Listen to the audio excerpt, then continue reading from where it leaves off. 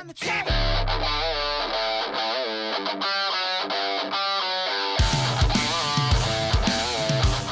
Comic-Con, San Diego Comic-Con's this week, and Phase 4 for Marvel has been announced.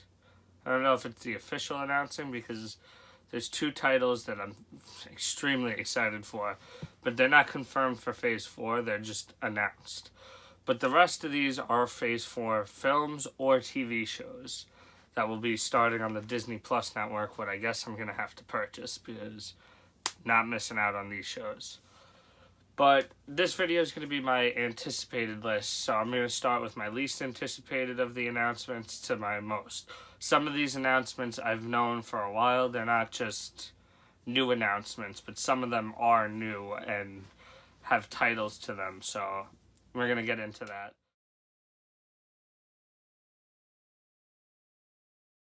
Phase 4, first thing that I'm least anticipated for, I'm still anticipating it, but would be Hawkeye.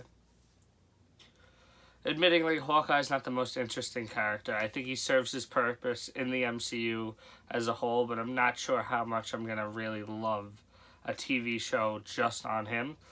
But you never know. I might fall in love with it. It might be my favorite of the bunch, because Marvel tends to surprise you with little films that, or shows that you wouldn't expect to love. Next up would be WandaVision, even from the announcement, I've never been that excited for it. The Wanda Maximoff Vision storyline just never really hooked me in like I wanted it to. But I still am going to watch it. I honestly might want to see Hawkeye more at this point, now thinking about it, because I like Jeremy Renner. I like Hawkeye as a character. I like Emily Olsen and Wanda Maximoff Vision as well. It's just, I don't know if I'm really going to be that drawn into a show all about them. But we'll see. And talking about we'll see, a new show called What If, what I'm pretty sure is based on a comic line that just explored different outcomes of things, like if Spider-Man never got bit, or Hulk never became the Hulk, or Hulk was evil, like stuff like that. It's based on a comic book that had that kind of element to it, so that's kind of intriguing to me. Is it the most exciting thing in the world? No. Is it really part of Phase 4? Not really. But either way, I'm excited for it.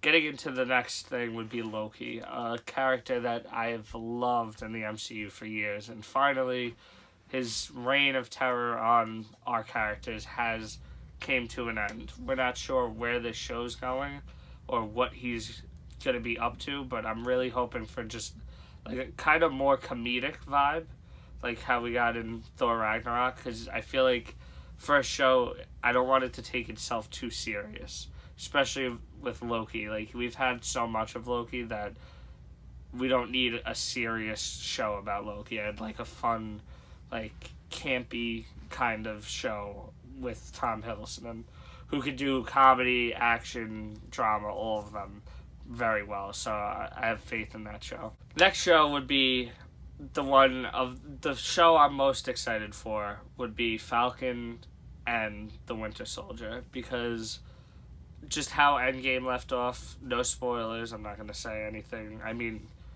it's been months, so you should know. If I slip up, it's on you. But just the way it ended off, leaving these two characters in such a different state than they were before Endgame, I'm just very interested in what's going to happen, especially with Daniel Brühl coming back to play his villain role of Baron Zemo. What a lot of people said was a down point of Captain America Civil War. I actually liked his portrayal. I liked that they went with a realistic take on the character. He couldn't beat them up. He didn't have the power to do that, but he used his mind to tear them apart from the inside. And I thought that was a very interesting take on Zemo. Some people hated it. Don't know what to tell you, but I'm excited for this show, especially with him returning in the villain role. And Disney Plus looks like it's going to be a must-have subscription service when these shows start coming out. Now getting into the first movie of this list that I'm least excited for when it comes to the movies. That would be Black Widow, and it's nothing against Scarlett Johansson's character or Scarlett Johansson as an actress. It's just, it's way past the time that this movie should have happened. I don't have the care to watch it. This isn't a Phase 4 movie. Because she's, spoiler for Endgame, she's gone. I know I said I wasn't going to spoil it, but like I said, this is on you. It's been out since April, it's now end of July. So, I feel like it's past due. We don't need it now. They're doing it because they owe her the movie, but I'm sure it will be good. It's just not going to fit in. Just like Captain Marvel didn't fit in with Phase 3. It was more of a Phase 1 movie. This is more of a Phase 1 movie. Would I know this would have never came out in Phase 1? But I just feel like I would have rathered have another film in that spot so we can keep going with our story rather than go back to something it's over. That storyline's done. Moving on to a storyline that I thought would have ended, or at least ended his own series of movies in Endgame when he joined the Guardians. And that would be Thor. Thor's having a 4th movie. The title, I can't remember it offhand what the title is actually, but the title, like the logo is really cool. It looks like what's the show? Tell me down below. I know the show, I can't think of it. Skeletor's in it. But it's reminiscent of that, and I'm very excited. I am a little iffy on it because, like I said, I thought his story was over. And now, with Natalie Portman coming back and supposedly playing female Thor, I don't know how I feel about that. I was hoping Valkyrie would have took over as female Thor and took that role. Not have Natalie Portman come back, who, I don't know, her character, I like Natalie Portman as an actor. She's a great actress. But in the Marvel movies, I feel like she just didn't work. But I guess we'll see. I'm still excited. Taika Waititi is returning to direct. He did an amazing job on Thor Ragnarok. I feel like he'll continue that. I feel like Endgame set us up for the Asgardians of the Galaxy, and that would have been cooler. But we'll still see where that goes, because Guardians wasn't on that list. What shocked me, because I thought with Gunn coming back that they would be moving forward with that movie, but I guess not.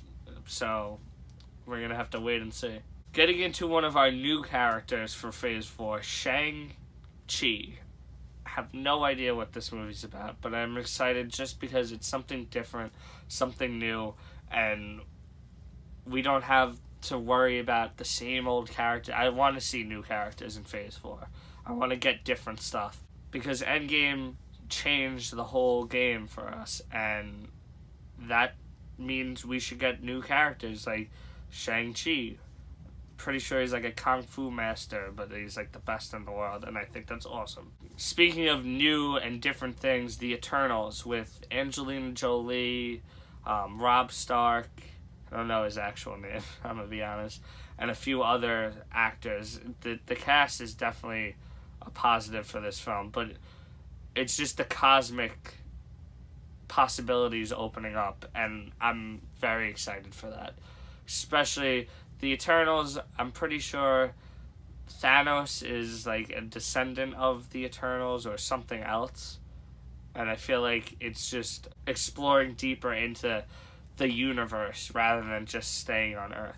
Now getting into another sequel from Phase 2, the original movie would be Doctor Strange and the Multiverse Madness.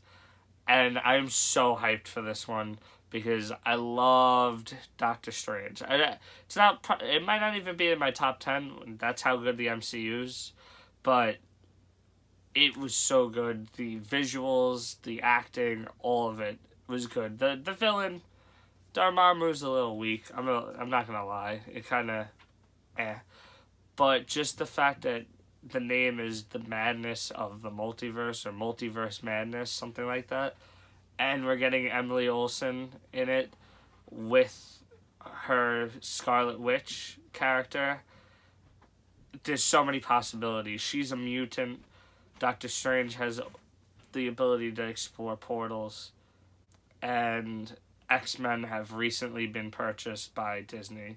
So you never know where this can lead, especially since I'm pretty sure it's going to be towards the middle to end of Phase 4. I feel like they could at least hint towards mutants coming in for Phase 5. Now, speaking of mutants and recently acquired characters, Fantastic Four has been confirmed. Not for Phase 4, but it's been confirmed. And I want to give you two people that I definitely want to see in it. I want to see John Krasinski and Emily Blunt play Invisible Woman and Mr. Fantastic. I feel like the chemistry would be great. The characters have the look that I would want. They're great actors in general. John Krasinski was actually in the running to be Captain America, so he could finally get his chance to be a superhero. And just, I feel like to see that couple on screen together, just like we did in A Quiet Place, but in the Marvel Universe, would be an amazing thing for us. So that's my dream casting for those two characters. I'm not really sure who I'd want outside of that.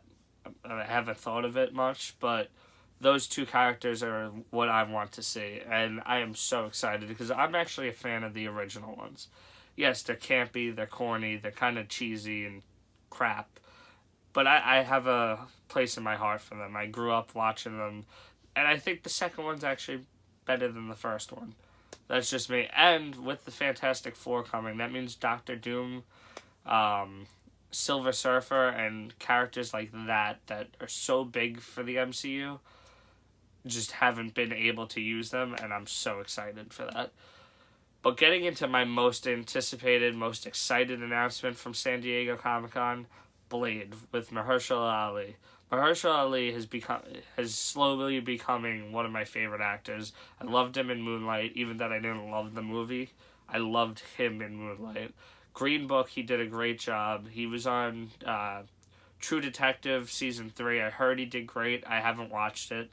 I didn't even make it through Season 1 fully. I just never caught on to it as much as everyone else. But he is an amazing actor, and Blade is an amazing character. The only downfall of it being in the MCU is it can't be rated R, or at least so far we haven't seen a rated R MCU movie. But either way, I'm head over heels excited for this one.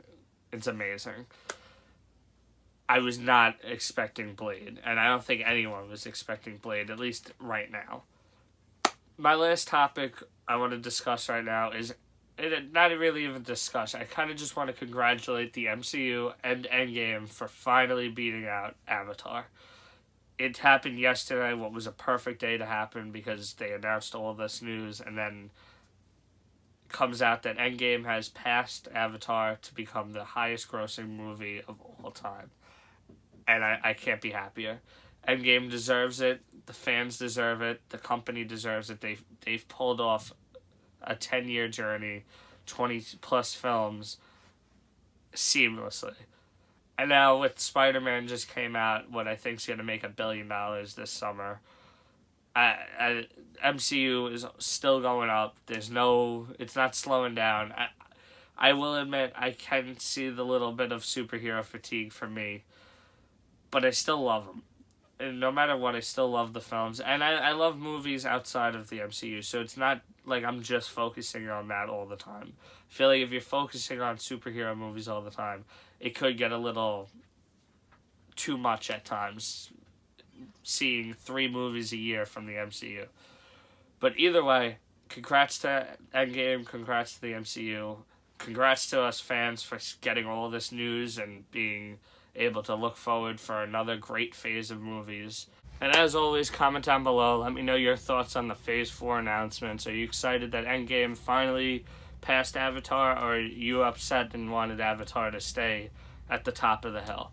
But like, comment, subscribe, hit the bell, and we'll see you in some more videos soon. MCU related, movie related, Blu-ray pickups, and so on. So see you next time.